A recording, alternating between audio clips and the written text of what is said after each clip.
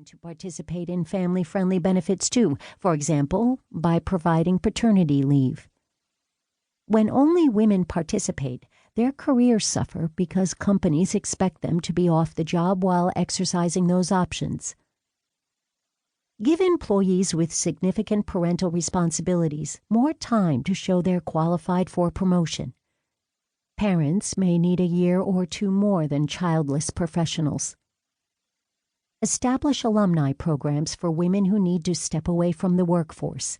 Then tap their expertise to show that returning is possible.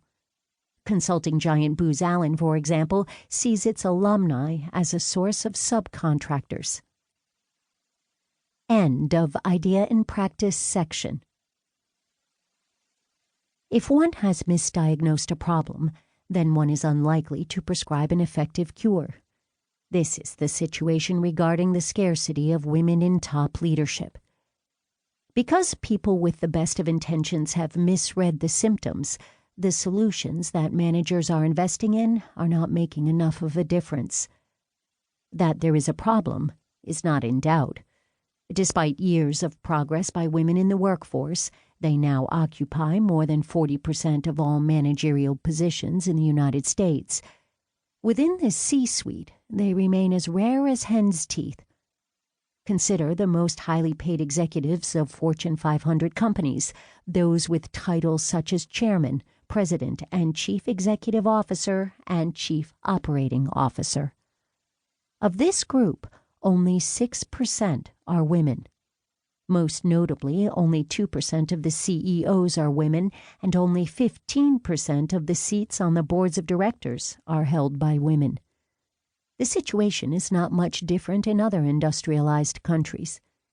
In the 50 largest publicly traded corporations in each nation of the European Union, women make up, on average, 11% of the top executives and 4% of the CEOs and heads of boards. Just 7 companies, or 1% of Fortune magazine's Global 500, have female CEOs. What is to blame for the pronounced lack of women in positions of power and authority? In 1986, the Wall Street Journal's Carol Heimowitz and Timothy Shellhart gave the world an answer.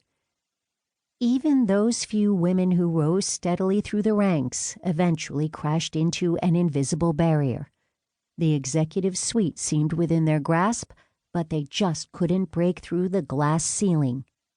The metaphor, driven home by the article's accompanying illustration, resonated. It captured the frustration of a goal within sight, but somehow unattainable.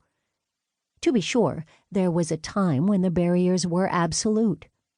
Even within the career spans of 1980s-era executives, access to top posts had been explicitly denied.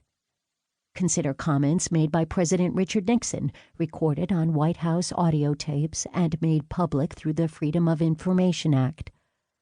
When explaining why he would not appoint a woman to the U.S. Supreme Court, Nixon said, "I don't think a woman should be in any government job whatsoever, mainly because they are erratic and emotional.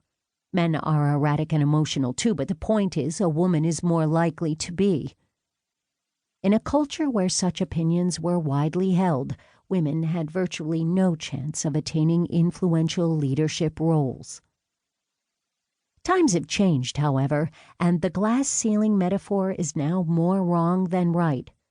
For one thing, it describes an absolute barrier at a specific high level in organizations.